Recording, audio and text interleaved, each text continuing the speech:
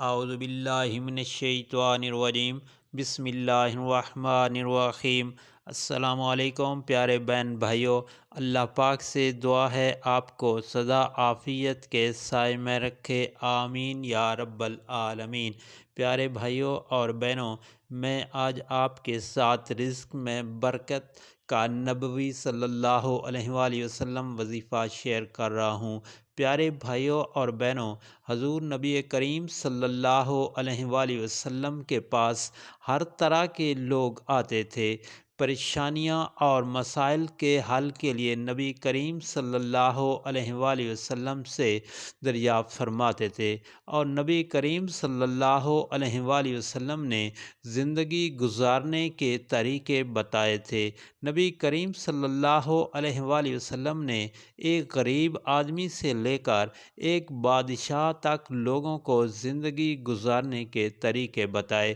پیارے بھائیوں اور بہنوں، جب بھی کوئی آدمی یہ بات لے کر نبی کریم صلی اللہ علیہ وآلہ وسلم کی خدمت میں آتا کہ گھر کے حالات ٹھیک نہیں ہیں، مالی مشکلات ہیں، رزق میں تنگی ہے، کاروبار نہیں ہے، حالات بہت خراب ہیں، کوئی خاص کام بھی نہیں ہے، تو نبی کریم صلی اللہ علیہ وآلہ وسلم اس کو یہ بات بتاتے تھے۔ پیارے بھائیوں اور بہنوں، آپ بھی یہ بات جان لیں۔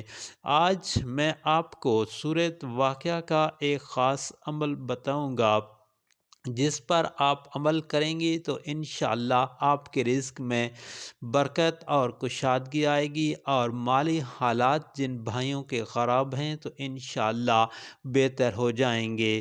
پیارے بھائیوں اور بہنوں، نبی کریم صلی اللہ علیہ وآلہ وسلم کا بتایا ہوا یہ طاقتور اور مجرب وظیفہ ضرور کیجیے۔ اگر آپ چاہتے ہیں کہ اس وظیفہ کا مکمل علم حاصل ہو تو آپ نے اس ویڈیو کو آخر تک دیکھنا ہے پیارے بھائیوں اور بہنوں، تاکہ یہ وظیفہ کا پورا عمل آپ کو سمجھ آ جائے اور آپ اس کو بہتر طریقے سے کر سکیں۔ پیارے بھائیوں اور بہنوں، وظیفہ میں اگر کوئی کمی رہ جائے تو اس کے فوائد پورے حاصل نہیں ہوتے۔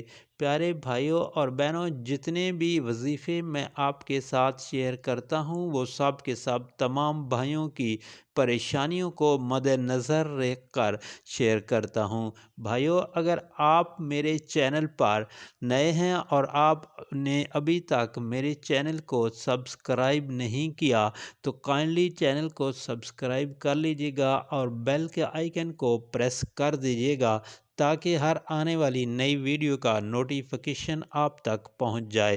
پیارے بھائیوں اور بہنوں، سورہ واقعہ کا ایک دوسرا نام روایت میں غنی بھی موسوم کیا گیا ہے۔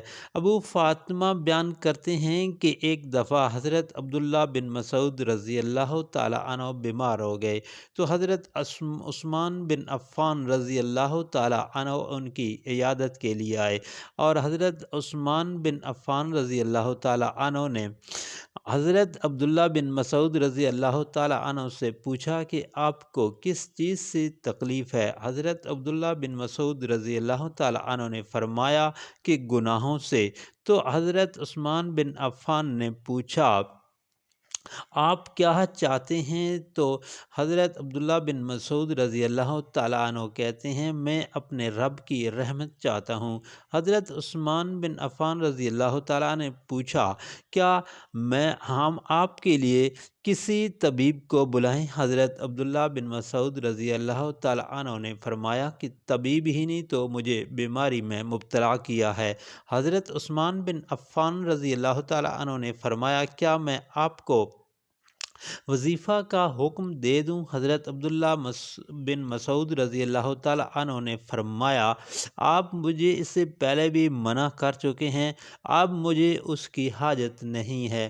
پھر حضرت عثمان بن عفان رضی اللہ تعالیٰ عنہ نے کہا کہ اپنے اہل و عیال کے لیے کچھ پیش کرنے دیں۔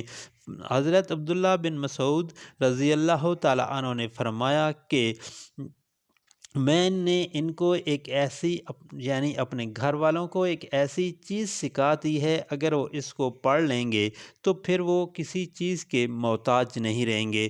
حضرت عبداللہ بن مسعود رضی اللہ تعالیٰ عنہ نے فرمایا کہ میں نے نبی کریم صلی اللہ علیہ وآلہ وسلم کو یہ فرماتے ہوئے سنا ہے کہ جس شخص نے ہر رات کو سورہ واقعہ پڑھی وہ کسی کا محتاج نہیں۔ پیارے بھائیوں اور بہنوں، یہ نبی کریم صلی اللہ علیہ وآلہ وسلم کا مبارک فرمان ہے کہ جس شخص نے ہر رات کو سورہ واقعہ پڑھی وہ کسی کا محتاج نہیں رہے گا۔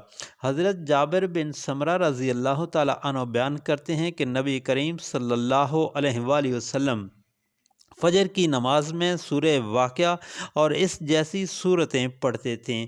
پیارے بھائیوں، سورہ واقعہ کے بارے میں اسلامی کتب میں بہت سی روایت ہیں۔ جو شخص سورہ واقعہ کی تلاوت کرے گا اس کے بارے میں لکھا جائے گا کہ یہ غافلین میں سے نہیں ہے۔ لوگوں میں یہ بات عام ہے کہ سورہ واقعہ کی تلاوت کرنے سے فکر و فاقہ اور غربت و افلاس کا مدعا ہے۔ کچھ لوگوں نے اس سورج یعنی سورہ واقعہ کا وظیفہ روزانہ کیا ہے۔ بہت سارے لوگوں نے سورہ واقعہ اپنے دکانوں، کاروبار اور فیکٹریوں میں اس طرح سورہ کو اجتماعی طور پر تلاوت کرتے ہیں، اس غرض سے فصل کی پیداوار کو بڑھانے کے لیے یعنی پیداوار کے بہتر نتائج حاصل کرنے کے لیے بعض بزرگوں نے اس سورہ یعنی سورہ واقعہ کو کھیت میں بیج بوتے وقت تلاوت کرنے کا بھی ذکر کیا ہے۔ پیارے بھائیوں اور بہنوں، اگر آپ اس کو جب فصل کو بوتے ہیں یعنی بیج بوتے ہیں تو اس وقت اگر آپ اس کی تلاوت کریں گے تو انشاءاللہ آپ کی فصل کی پیداوار میں خاص خاطر خواہ اضافہ ہوگا۔ جس بھائی یا بہن ہر رات کو سورہ واقعہ کی تلاوت کا معمول بنا لیا اس پر کبھی فاقہ نہیں ہوگا، اور جو کوئی شخص شب جمعہ کو سورہ واقعہ کی تلاوت کرے گا تو اللہ تعالیٰ اس کو دوست رکھتا ہے اور لوگوں کے لیے اس کو محبوب بنا دیتا ہے، اور وہ دنیا میں ہرگز ناراضگی اور تکلیف نہیں دیکھتا، اور فکر و فاقہ اور آفات دنیا اس پر نازل نہیں ہوتی۔ اور حضرت عبداللہ بن مسعود رضی اللہ تعالیٰ عنہ سے روایت ہے کہ نبی کریم صلی اللہ علیہ وآلہ وسلم نے فرمایا کہ تم اپنی عورتوں کو گھر میں سورہ واقعہ سکھاؤ، کیونکہ یہ خوشحالی کرنے والی صورت ہے۔ اس صورت کی ہر آیات دل دہلا دینے والی ہے اور چونکا دینے والی ہے کہ ان کی تلاوت کرنے سے انسان میں غفلت کی گنجائش نہیں رہتی۔ روایت میں آتا ہے صحابہ کرام میں سے کسی نے نبی کریم صلی اللہ علیہ وآلہ وسلم سے دریافت کیا کہ آپ صلی اللہ علیہ وآلہ وسلم کے چہرے مبارک پر اس قدر بڑھاپے کے نشان کیوں ہیں؟ تو آپ صلی اللہ علیہ وآلہ وسلم نے ارشاد پاک فرمایا، سورہ ہود، سورہ واقعہ اور سورۃ عما یتساءلون نے مجھے بوڑھا کر دیا ہے، کیونکہ ان صورتوں میں قیامت کے دل دہلا دینے والے واقعات اور مجرموں کی سزا اور ہولناکیوں کا ذکر ہے۔ پیارے بھائیوں اور بہنوں، ابن عباس رضی اللہ تعالیٰ عنہ بیان کرتے ہیں کہ سورہ واقعہ مکہ میں نازل ہوئی اور ترتیب کے لحاظ سے اس سورت کا 56واں نمبر ہے یعنی 56 ہے، اور قیام مکہ کی ابتدائی زمانہ میں نازل ہوئی۔ اس سورت کے 3 رکوع ہیں، اس میں قیامت کے حالات کا ذکر ہے۔ نبی کریم صلی اللہ علیہ وآلہ وسلم فرمایا کرتے تھے کہ سورہ واقعہ پڑھ لیا کرو۔ یہ سورت پیارے بھائیوں اور بہنوں 27ویں پارے کے اندر ہے، اور کہتے ہیں کہ میرا دل چاہتا ہے کہ میرا ہر امتی کے دل میں یہ سورہ واقعہ محفوظ ہو جائے۔ تو آپ لوگوں گھر کے اندر جو بھی بھائی قرآن پاک پڑھا ہوا ہے اس کو ہر رات پڑھ کر سویا کرے۔ پیارے بھائیوں اور بہنوں، اس صورت کو ہر روز عشاء کی نماز کے بعد پڑھیں اور رات کو سونے سے پہلے پڑھیں۔ اگر آپ نے اس کو معمول بنا لیں گے تو آپ کے گھر میں رزق کی تنگی کبھی بھی نہیں ہوگی۔ اور اگر کوئی بات یہ بھائی کہتا ہے کہ اگر اس پر عمل ہو تو 2 گنا فائدہ ہوتا ہے، آپ قرآن پاک پڑھنے کا ثواب بھی ثواب ہے اور 10 گنا معاف ہوتے ہیں اور 10 درجات بلند ہوتے ہیں اور نامہ اعمال میں 10 نیکیاں لکھی جاتی ہیں اور اللہ پاک دنیاوی پریشانیاں بھی رفع کر دیتے ہیں۔ اس صورت کو گھر میں بچے بوڑھے جوان سب ہی پڑھیں، اس وظیفہ پر عمل کریں۔ یہ وظیفہ ہمارے پیارے نبی کریم صلی اللہ علیہ وآلہ وسلم کا بتایا ہوا ہے، یہ کوئی ایسی من گھڑت بات نہیں ہے۔ آپ جانتے ہیں کہ بنیادی طور پر انسان لالچی ہے اور دنیا میں لالچ کرتا ہے، لیکن پیارے بھائیوں اور بہنوں، آخرت کے بارے میں بھی لالچ کرو جس کا فائدہ ہمیشہ کے لیے ہے۔ دنیا میں جو کچھ بھی مل جائے تو عارضی ہے۔ ہر وقت اللہ پاک سے یہ دعا مانگیں کہ دنیاوی نعمتیں بھی نازل فرما اور آخرت میں اپنے حفظ و امان میں رکھ۔